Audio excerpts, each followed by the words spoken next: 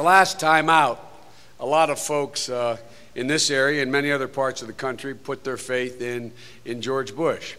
And the truth of the matter, look, no, here's what it did. They made a judgment. They made a judgment. But just as many people who put their faith in George Bush 4 years ago know today that those policies of George Bush that they hoped would make the country better have not worked. I mean, it's quite in a sense, it's the most straightforward, simple election in modern time.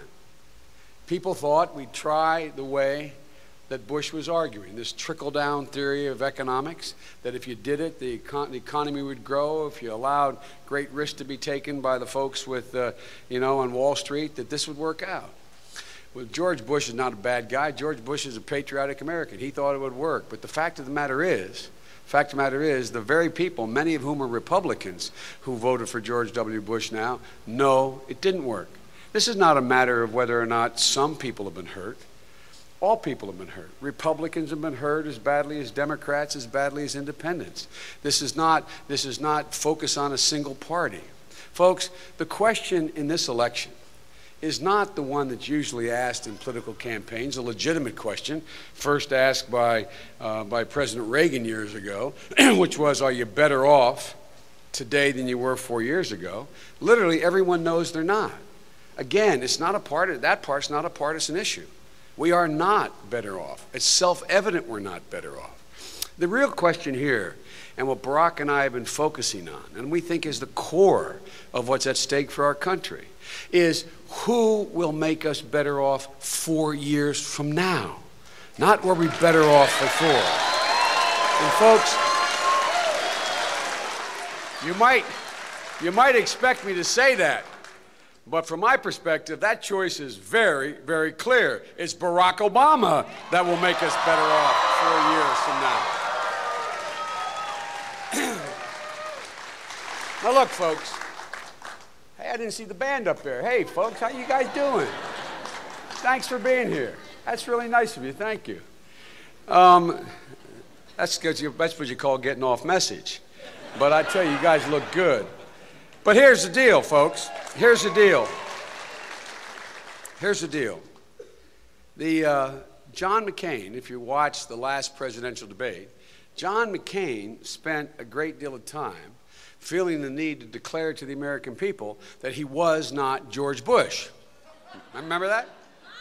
Then, just recently, last week, John McCain actually went so far as to compare Barack Obama to George Bush. And then the end of last week, John McCain started attacking George Bush's budget and his fiscal policies. Now look, folks, I know Halloween's coming tomorrow night. But John McCain, dressed up as an agent of change, that costume doesn't fit, folks. Folks ain't gonna buy that costume. He's a good guy, but agent of change, that's not what John is. Especially when you realize he's got a tough row to hoe, as my grandfather would say. Look, you realize that John McCain, who for the better part of the entire last year has been saying, under George Bush, we've made great economic progress. That was his quote, great economic progress, up until September, I think, 15th he was saying that. John McCain, just this last Sunday on one of the major shows, Meet the Press, when pressed about the similarities between he and Bush, he said, President Bush and I share a common philosophy.